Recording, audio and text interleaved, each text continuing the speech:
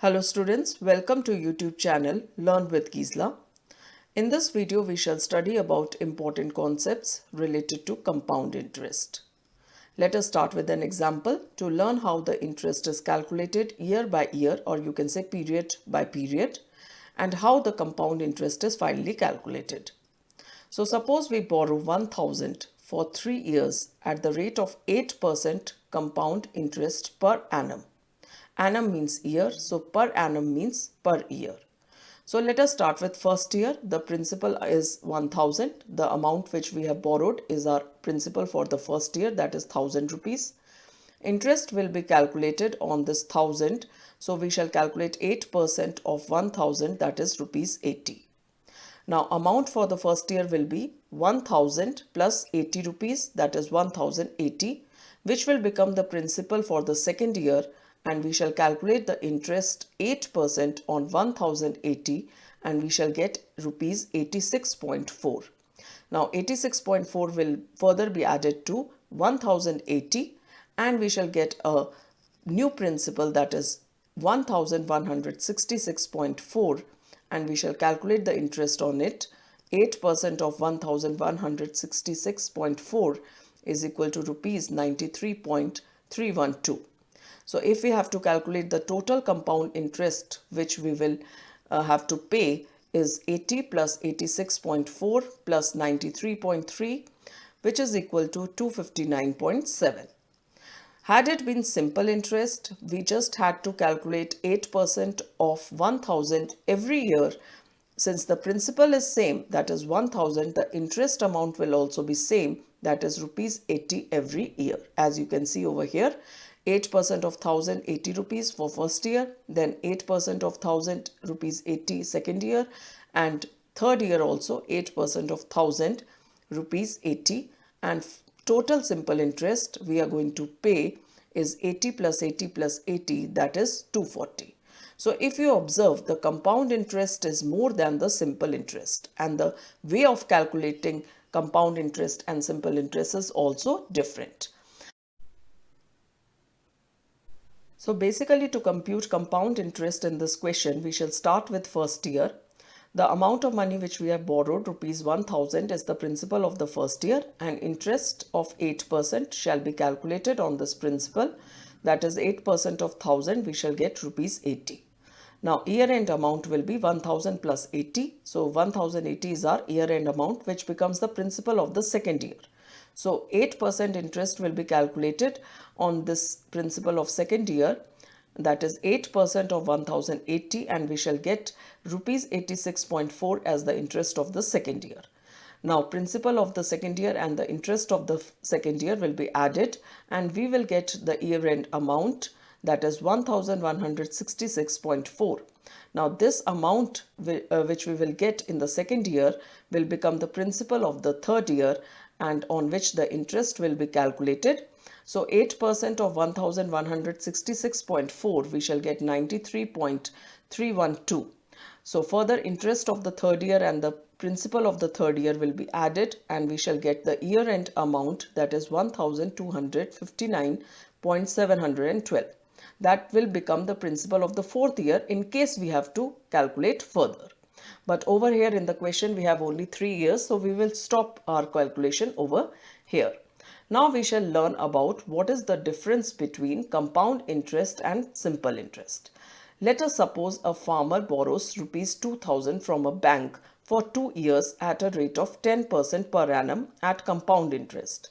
Now farmer is to pay interest to bank, so if he has to pay simple interest, he will pay simple interest is equal to PRT upon 100.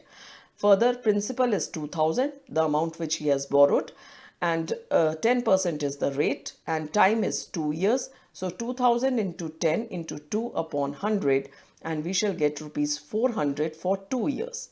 But if he has to pay compound interest, he will have to pay more for it. At first, the simple interest for the first year will be simple interest PRT upon 100, 2000 into 10 into 1 upon 100. Here time we have taken 1 because we are only calculating for the first year. So we shall get 200 for first year. Now this 200 will be added to original principal, that is 2000, and the principal for the second year will become 2000 plus 200, which is equal to 2200. So the simple interest for the second year will be calculated on this new principal, that is 2200. So simple interest is PRT upon 100, which is equal to 2200 into 10 into 1 upon 100. Again, time is 1 year because we are calculating for the second year. And we get the simple interest rupees 220 for second year. So total compound interest will be 200 for the first year plus 220 for the second year. So total we will get rupees 420 for 2 years. So clearly compound interest is greater than simple interest by 20 rupees. So in the above example, we observed that the simple interest on rupees 2000 for 2 years at the same rate of interest, that is 10% per annum, shall be rupees 400, while the compound interest is rupees 420, which is rupees 20 more than the simple interest. So basically the main difference between simple interest and compound interest is that in case of simple interest, the principal remains the same throughout, whereas in case of compound interest, the principal goes on changing periodically. Like in first year, interest was calculated on the original principal, that is rupees 2000, and the interest at the end of the first conversion period came rupees 200. Whereas in the second year, the interest was calculated on the new principal, that was the principal of the second year was 2000 plus 200, which is equal to 2200, and the interest came 220 rupees. So we can say in case of simple interest, the interest is calculated on the original principal every year, and in case of compound interest, interest of the previous year is added to the principal of that year to arrive at the effective principal of the current year, or you can say the new principal is formed, and for the current year, the interest is calculated for this effective principal. So basically, in case of simple interest, the principal remains the same throughout, and in case of compound interest, the principal goes on changing. With the addition of the interest, the principal goes on changing. So now what is compound interest? The word compound means combination of two different substances. Clearly, compound interest is a combination of two types of sums of money, that is interest on the principal that is borrowed and interest on the principal. Thus, we can say that compound interest is about paying interest on the interest along with the interest on principal. And this is the reason why we got interest of rupees 220 in the second year in the above example. Because our new principal was 2200, so we had to calculate interest of 10% on 2200, which was basically a combination of the principal plus the interest. So 10% of 2000 was 200 rupees and 10% of 200 is 20 rupees. So 200 plus 20, we got the interest of the second year as 220. So that's why the difference in the simple interest and compound interest was also of rupees 20. Now in short, we can say that in compound interest, amount at simple interest after first year is the principal for the second year, because in the first year the simple interest and the compound interest is same. Now in second year, amount at compound interest for 2 years is the principal for the third year. The final amount minus the initial principal is equal to the compound interest. Thus we can say that after a certain period, the difference between the amount at the end of the last period and the original principal is the compound interest. So basically the compound interest is the difference between the final amount and the initial principal. Now there are two methods of computing compound interest. First is unitary method and second is formula method. Now the steps involved in unitary method are, first of all, we shall calculate the interest for the first year, or you can say the period. Secondly, we will add the interest to the principal to get the year-end amount. And third step, the year-end amount of this year is the principal for the next year. So when the interest is compounded yearly or any other period, the interest accrued during the first year is added to the principal and the amount so obtained becomes the principal for the second year. The amount at the second year becomes the principal for the third year and so on. Now let us understand unitary method with the help of an example. Find the compound interest on rupees 2000 for 2 years at 15% per annum compounded annually. Let's start with the solution. Principal for the first year, that is P1, is equal to rupees 2000. Interest for the first year is calculated on rupees 2000. So we shall find out 15% of 2000, which is same as we are finding simple interest for 1 year, that is PRT upon 100. So we shall write principal first. So 2000 into year, that is 1, into rate, that is 15. So 2000 into 1 into 15 upon 100, which is equal to rupees 300. Now we have to find the amount at the end of the first year, that is A1 is equal to P1 plus I1, which is equal to 2000 plus 300 is equal to rupees 2300. So basically, to calculate the year-end amount, we have to add the interest of the first year to the principal of the first year to get the amount of the first year. Now, principal of the second year is actually the amount of the first year which we had calculated, that is rupees 2300. And interest for the second year will be calculated on this new principal, that is 2300.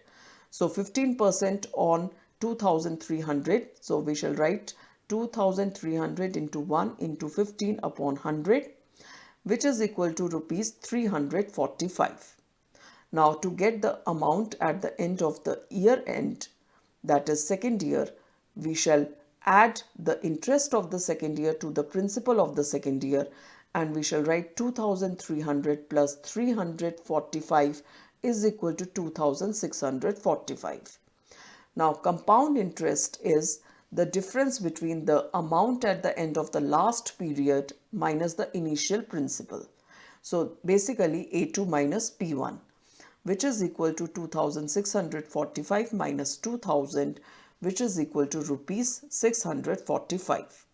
So this is how we calculate compound interest in case of unitary method. And you can see that interest is charged not only on the principal but also on the interest that we have earned in the last period. Therefore, it is said that compound interest is just like paying interest on the interest along with the interest on the principal. That's why the next year principal is the addition of the principal plus the interest of the previous period, as we are paying the interest on interest as well as principal. So this kind of interest calculation is called compound interest.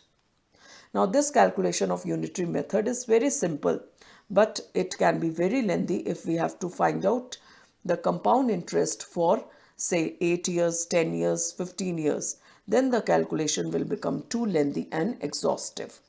So what we can do? We can apply formula. So amount at the end of n years, if we have to find, we will just apply the formula, that is A is equal to P into 1 plus R upon 100 and whole raised to power n, where A is the amount, P is the principal, R is the rate of interest, n is the number of conversion period. Now we know that compound interest is the difference between the amount and the principal.